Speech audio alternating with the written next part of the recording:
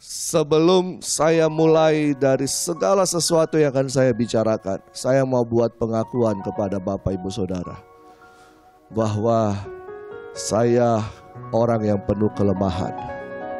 Saya tidak sempurna.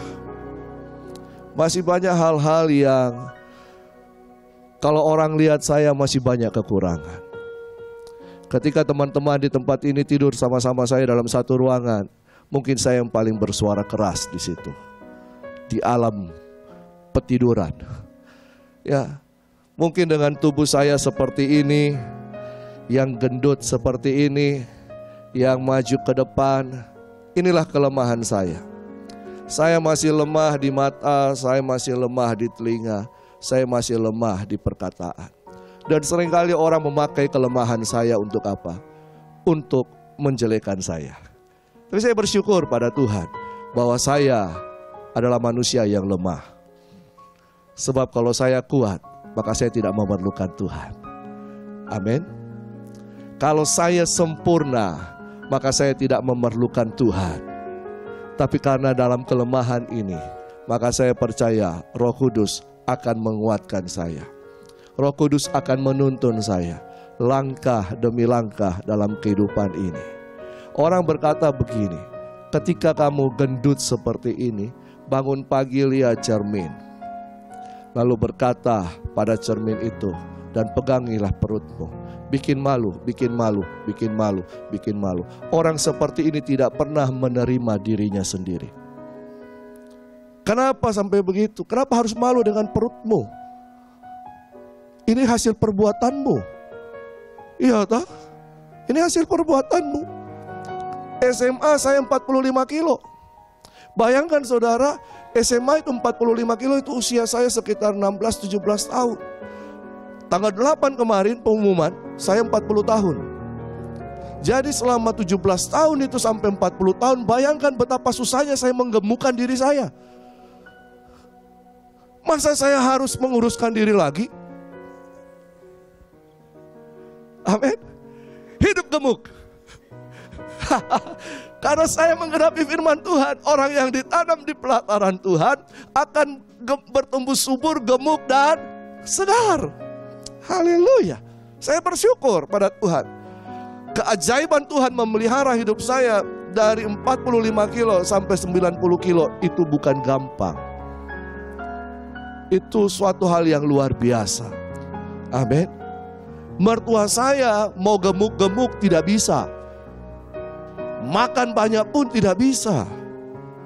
Saya walaupun minum air putih, makan nasi putih, taruh garam, taruh lombok sedikit, itu sudah nikmatnya luar biasa. Puji Tuhan.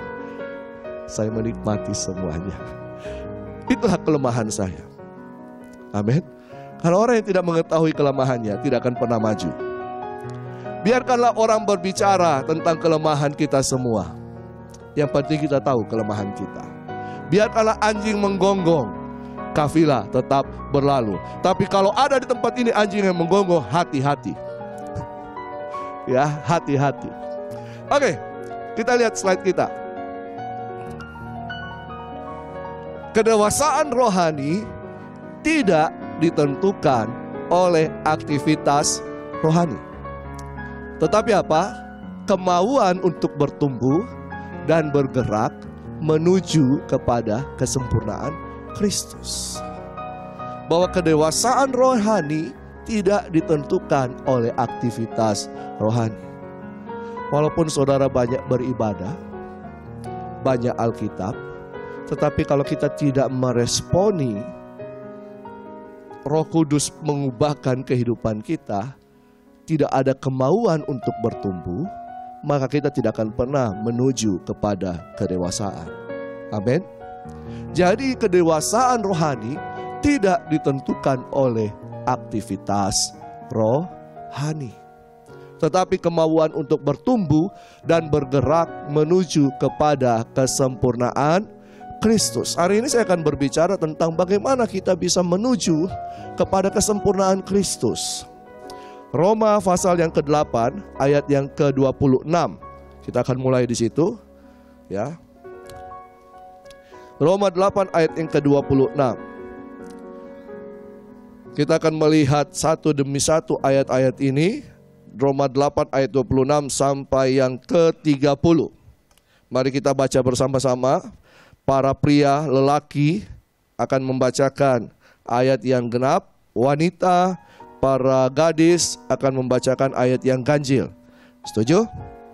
Mari kita baca bersama-sama. Hai para pria, para lelaki. 1, 2, 3. Demikian juga Roh membantu kita dalam kelemahan kita. Sebab kita tidak tahu bagaimana sebenarnya harus berdoa. Tetapi Roh sendiri berdoa untuk kita kepada Allah dengan keluhan-keluhan yang tidak terucapkan. Ayat ke-27.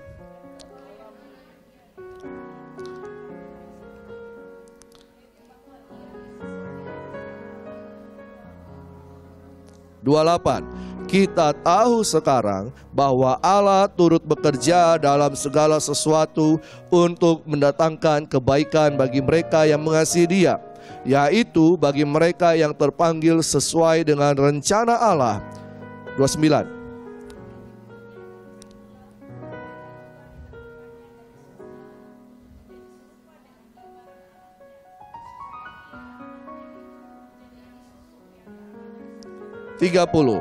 Dan mereka yang ditentukannya dari semula, mereka itu juga dipanggilnya. Dan mereka yang dipanggilnya, mereka itu juga dibenarkannya. Dan mereka yang dibenarkannya, mereka itu juga dimuliakannya.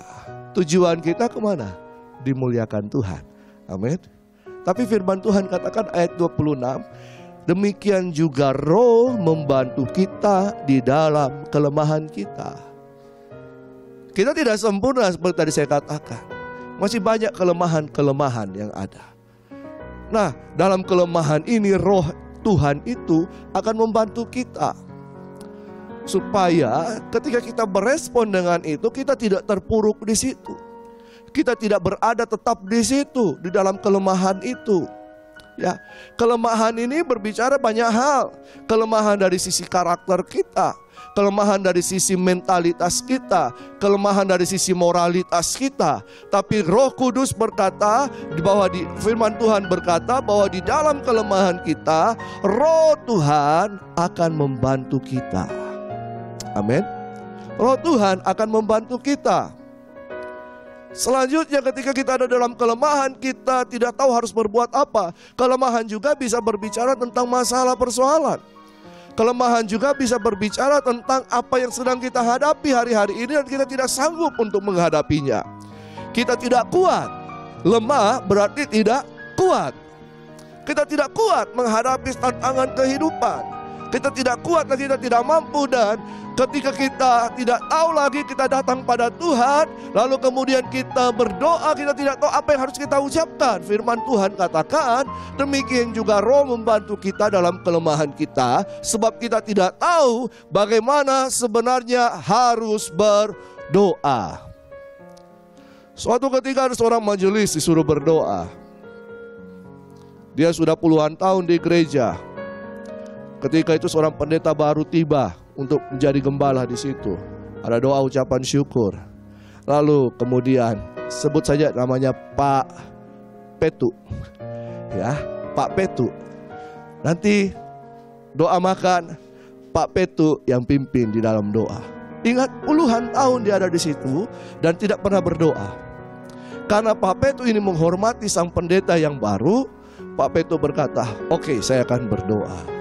Lalu kemudian ketika mereka mulai tundukkan kepala, mengelilingi meja makan yang enak itu, ya, yang di atasnya banyak macam itu.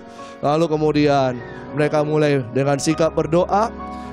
Mereka menunggu-nunggu Pak Petu berdoa. 5 menit pertama tidak ada suara dari Pak Petu. Mereka melihat Pak Petu. Pak Petu, ayo silakan berdoa. 5 menit kemudian tidak ada suara dari Pak Petu. Lalu Pak Petu silakan berdoa. Mulai kemudian Pak Petu berdoa, berkata, "Bapa." Lalu hening. Surga pun hening selama 30 menit.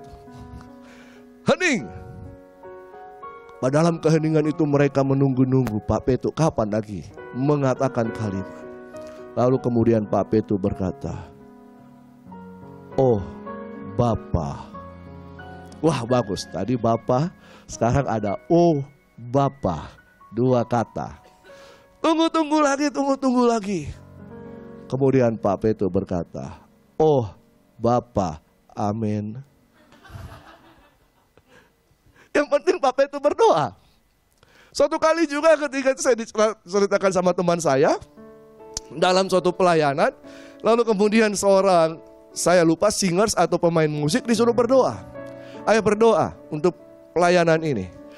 Mereka sudah mulai kusuk berdoa, tunggu berdoa, pas buka mata dia tidak ada. Dia lari.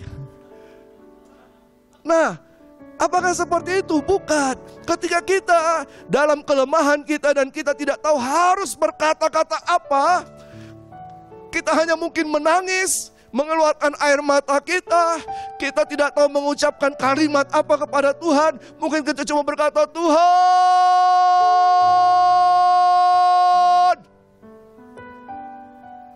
Roh Tuhan yang berdoa dengan keluhan yang tidak terucapkan. Dan Allah, kata firman Tuhan, lanjut tadi, dan Allah yang menyelidiki hati nurani. Puji Tuhan, Tuhan memberikan hati nurani kepada kita. Ketika manusia diciptakan dari debu tanah dan kemudian dihembuskan nafas kehidupan, ada hati nurani di situ. Hati nurani itulah tempat hukum-hukum Allah. Hati nurani di situ adalah tempat Allah berbicara kepada kita. Hati nurani itulah tempat Roh Allah berada, yang selalu mengingatkan kita. Tuhan menyelidiki hati nurani dan mengetahui maksud Roh itu, yaitu bahwa ia sesuai dengan kehendak Allah. Kehendak Allah. Apa ukuran jawaban doa? Apa ukuran doa kita? Kehendak Allah. Tadi ketika kita tidak tahu berdoa, kemudian kita hanya berseru, kita hanya minta kepada Tuhan. Tuhan menyelidiki maksud Roh itu dan melihat apa keseruan kita sesuai dengan kehendak Allah, sesuai dengan kehendaknya Dia. Berdoa untuk orang-orang kudus, sehingga ayat yang ke-28 berkata, kita tahu sekarang. Kapan kita tahu? Sekarang. Bahwa Roh Kudus, bahwa Allah menolong kita dalam kelemahan kita. Kita tahu sekarang bahwa Allah turut bekerja dalam segala sesuatu untuk apa? Mendatangkan kebaikan bagi mereka yang mengasihi Dia. Nah,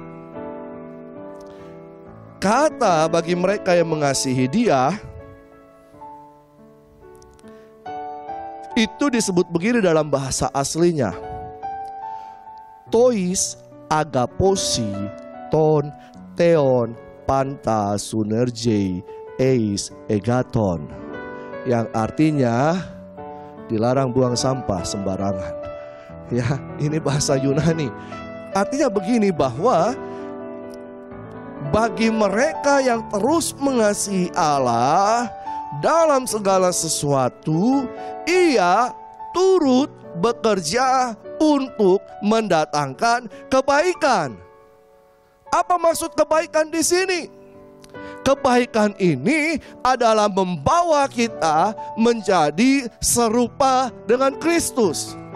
Bahwa di dalam segala sesuatu yang tadi itu, di dalam segala kelemahan kita, ketika kita tidak tahu berdoa, Roh Kudus tolong kita, dan Allah menyelidiki hati nurani kita, dan Dia melihat tentang kehendak Allah apakah ada di situ, maka Tuhan akan bekerja di dalam semuanya ini, sehingga kita tahu bahwa Allah turut bekerja di dalam segala sesuatu untuk apa? Mendatangkan kebaikan. Kebaikan di sini bukan berbicara kebaikan demi apa yang kita mau sesuai kehendak kita, tidak. Tapi kebaikan Allah bagi kita, yaitu membawa kita di dalam kelemahan untuk naik dan naik dan naik menjadi serupa dengan Kristus. Itu maksud ayat ini. Itu maksud ayat ini. Bagi siapa? Bagi siapa Allah turut bekerja? Bagi mereka yang terus menerus mengasihi siapa? Dia. Allah tidak mau membawa kita hanya tetap di dalam keterpurukan kita. Tidak. Karena itu dilanjutkan kemudian bahwa yaitu bagi mereka yang terpanggil sesuai dengan rencana Allah. Orang yang mengasihi Tuhan adalah orang yang mau masuk ke dalam kedewasaan penuh. Christ in you, the hope of glory. Orang yang mengasihi Tuhan, saudara, anak-anak itu kalau dia bilang mengasihi, ya hanya sebatas itu, betul? Tapi orang dewasa ketika dia berkata, aku mengasihimu, maka di dalamnya akan ada komitmen. Betul kan? I love you, I lapo-lapo you, you lapo-lapo me, maka di dalamnya ada komitmen. Lope-lope, ya. L-O-V-E, ya. Ya, ada lagunya toh. Di dalamnya ada komitmen. Komitmen untuk apa? Untuk saling memperhatikan, saling bekerja sama, saling membantu, saling membangun. Ada kata saling di situ. Begitu juga dengan Tuhan.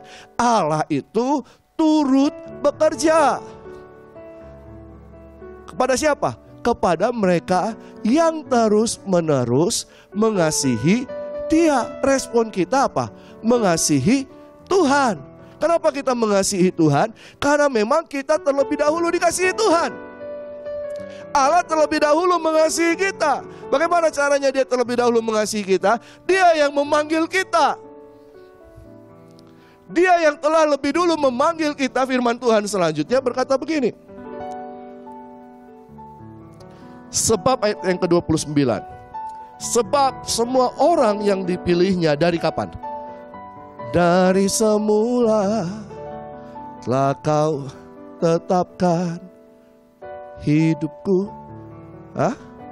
dalam tangan. Dari kapan? Dari semula. Dari semula itu kapan? Mazmur 139 berkata begini. Bahwa kita itu dibentuk oleh Tuhan di dalam rahim kita, ditenun di bagian yang paling dalam. Lalu kemudian dilanjutkan. Bahkan hari-hari hidupmu telah ditulis oleh Tuhan sebelum dunia ini ada. Hari-hari hidup kita telah ditulis, ditentukan oleh Tuhan bahkan sebelum dunia ini ada. Yeremia berkata bahwa aku dipanggil sejak dari dalam kandungan ibuku. Kita telah dipanggil oleh Tuhan. Kita telah dipilih oleh Tuhan. Tapi firman Tuhan katakan selanjutnya, mereka semua orang yang dipilihnya dari semula, mereka juga ditentukannya dari semula untuk apa? Menjadi serupa dengan gambaran anaknya. Aktivitas rohani tidak akan membawa kita masuk ke dalam kedewasaan rohani. Tetapi ketika kita berespon bersama-sama dengan Tuhan, kita mau bertumbuh, maka kita akan dibawa di dalam kesempurnaan dengan Kristus. Amin. Amin. Bahwa kita memang telah dipilih. Tetapi siapa yang meresponinya akan masuk ke dalam kebaikan Tuhan.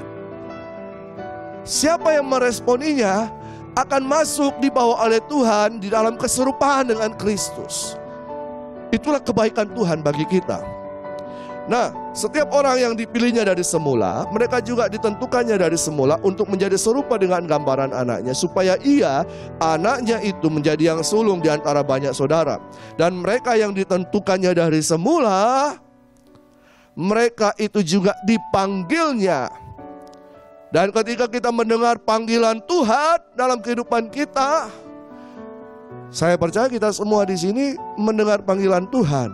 Makanya saya percaya dalam kehidupan ini tidak ada yang kebetulan. Bapak, Ibu, Saudara semua ada di tempat ini tidak kebetulan. Amin. Tidak kebetulan. Jadi saya punya prinsip begini. Ketika saya ada di dalam satu kesempatan, dalam satu ibadah, itu tidak kebetulan. Ketika ada seseorang yang berbicara tentang firman Tuhan, pada waktu itu, entahkah siapa dia, itu tidak ada kebetulan. Karena Tuhan tahu apa yang saya perlukan. Karena Tuhan mengerti saya butuh apa. Amin. Allah turut bekerja. Seringkali kita melihat, dia lagi yang khotbah. Dia lagi yang WL. Dia lagi yang singers. Dia lagi yang main musik. Itu Tonji. Para dia aja. Aku tahu ini. Pembukaannya seperti ini. Pasti ada ceritanya seperti ini. Oh, pasti endingnya seperti ini. Saudara, tidak ada yang kebetulan. Tuhan tahu kebutuhan kita. Tapi kita yang kurang merespon. Tuhan yang memanggil kita, ya. Tuhan yang menentukan kita. Untuk apa di situ? Mereka yang dipanggilnya, mereka juga dibenarkannya. Kita masuk di dalam pembenaran. Firman Tuhan terus-menerus memproses kehidupan kita. Firman Tuhan terus-menerus membasuh kehidupan kita. Firman Tuhan terus-menerus mengoreksi kehidupan kita. Supaya kita hidup di dalam kebenaran. Kebenaran juga berbicara bahwa kita telah disucikan oleh darah anak domba. Amin. Ketika kita percaya kepada Yesus Kristus Tuhan, kuasanya, darahnya menyucikan kita.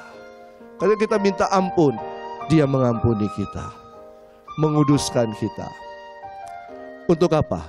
Ketika kita telah dibenarkan, mereka itu juga dimuliakannya. Tuhan bekerja bersama-sama dengan orang yang terus-menerus mengasihi Dia. Dia tidak pernah meninggalkan kita. Dia terus ada. Kenapa Dia terus ada? Ketika Musa berada di padang pengembalaan, di yang semak-semak terbakar itu, dalam Keluaran pasal yang ketiga ayat yang ke-14. Ketika Musa ada di semak-semak, melihat semak yang terbakar itu, lalu kemudian dia melihat, ada fenomena. Fenomena bahwa semak itu terbakar tapi tidak terbakar. Ya, Musa mau menghampiri semak itu, dia mulai jalan. Lalu kemudian dia mendengar suara, Musa, Musa, tanggalkan kasutmu, sebab tempat ini kudus. Nah, pada waktu itu Tuhan berbicara dengan Musa. Tuhan memberikan kepada Musa tugas untuk membawa Israel keluar dari Mesir. Kenapa Tuhan memberikan tugas kepada Musa? Kenapa Tuhan mau mengeluarkan Israel dari Mesir? Karena seruan mereka 430 tahun di dalam perbudakan. Seruan mereka kepada Tuhan di dalam Keluaran pasal yang pertama. Mereka berseru-seru kepada Tuhan. Dan seruan mereka didengar oleh Tuhan. Lalu Tuhan apa? Tuhan mengingat perjanjiannya. Kepada siapa? Kepada Abraham, kepada Ishak, kepada Yakub. Tuhan mendengar seruan umatnya, tetapi itu lagi dia. Seperti yang katakan ini tadi, apakah sesuai dengan kehendak Tuhan? Tidak. Tuhan cek lagi.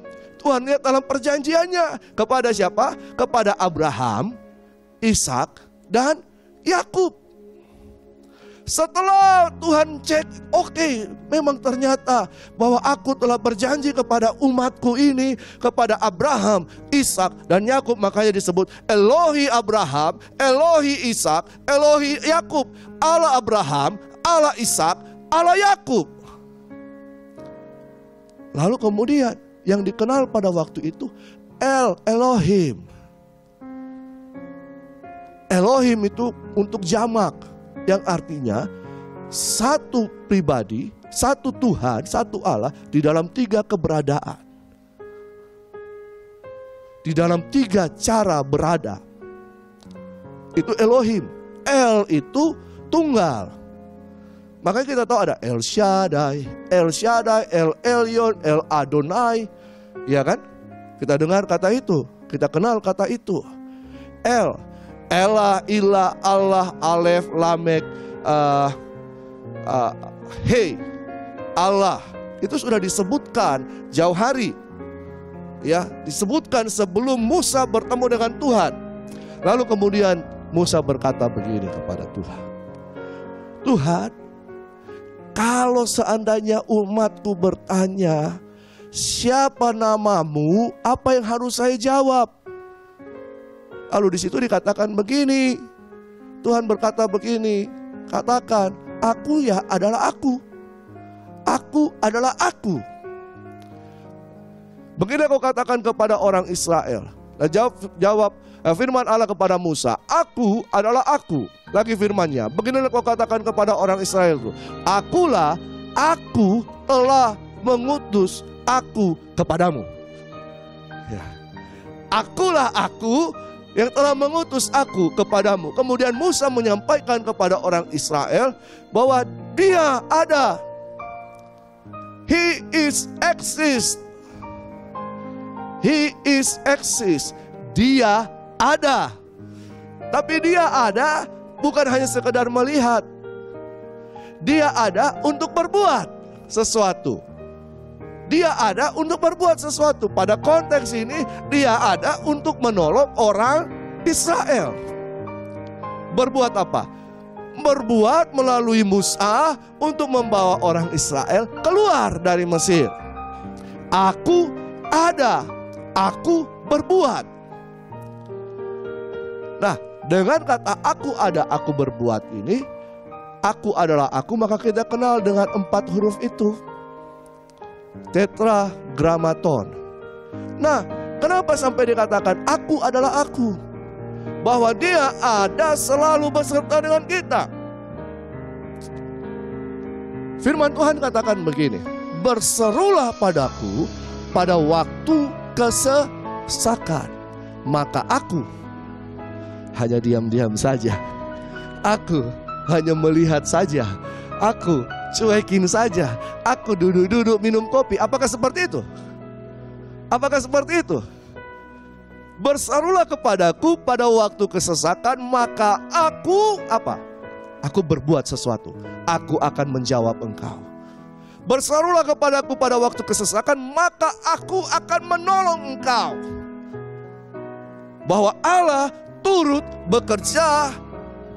Dia tidak berdiam di dalam setiap masalah kita. Dia tidak berdiam di dalam setiap problema kehidupan kita. Dia tidak berdiam di dalam setiap kondisi kehidupan kita. Dia ada, dia berada, dia berbuat sesuatu untuk kita. Yang setuju katakan amin. Dia ada. Makanya nama ini diberikan kepada orang Israel. Nama ini tidak bisa disebut.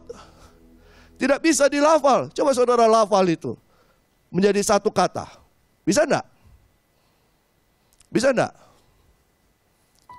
Yang YHWH atau YHWH. Bisa enggak? Bisa enggak?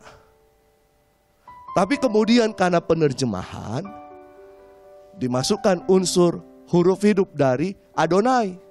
Kenapa? Karena ketika orang Israel bertemu dengan huruf ini dalam pembacaan kitab Torah, mereka itu tidak langsung menyebutkan. Karena memang tidak bisa. Makanya kita diajarkan hukum Taurat yang pertama, jangan menyebut nama Tuhan Allahmu dengan sia-sia, sembarangan. Karena ini memang tidak bisa disebut. Iya kan? Tidak bisa dipermainkan. Ini nama yang kudus. Tadi lagu yang kedua, serukan nama Tuhan. Ini nama kudus. Ketika mereka bertemu dengan nama ini, apa yang mereka lakukan? Mereka tenang, mereka berikan penghormatan kepada nama ini, lalu mereka menyebut nama ini dengan dalam hati Adonai atau Elohim. Nah, dari nama ini saya katakan, inilah rumusan nama Tuhan. Sebab ini tidak bisa disebut. Dari nama ini keluarlah El Shaddai, keluarlah Jehovah Rafa, keluarlah Yahweh, keluarlah semuanya itu. Ia menggambarkan tentang pribadi-pribadi Allah yang kita kenal. Sehingga dengan nama-nama ini, semua yang kita tahu, bahkan kita menyanyikan dengan lagu-lagunya, kita menuju kepada satu pribadi yang utama.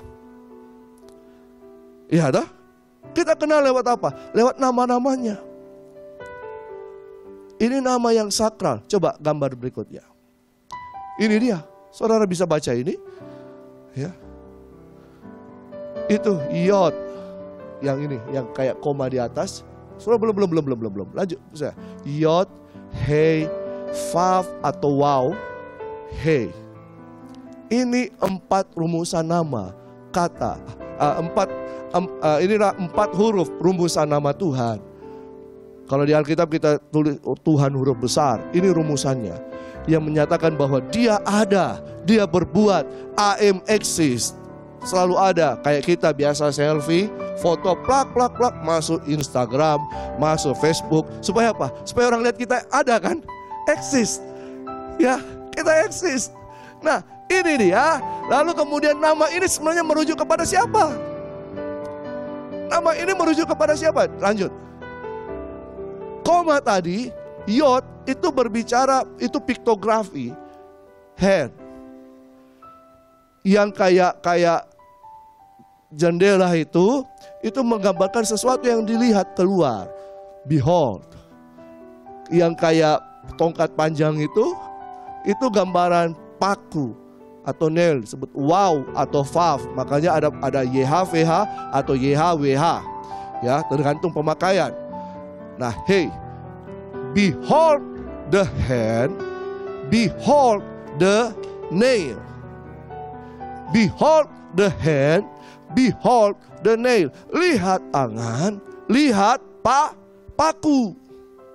Tangan siapa yang terpaku? Tangan siapa yang terpaku? Nama ini merujuk kepada satu pribadi. Jesus. Yesus Kristus Tuhan.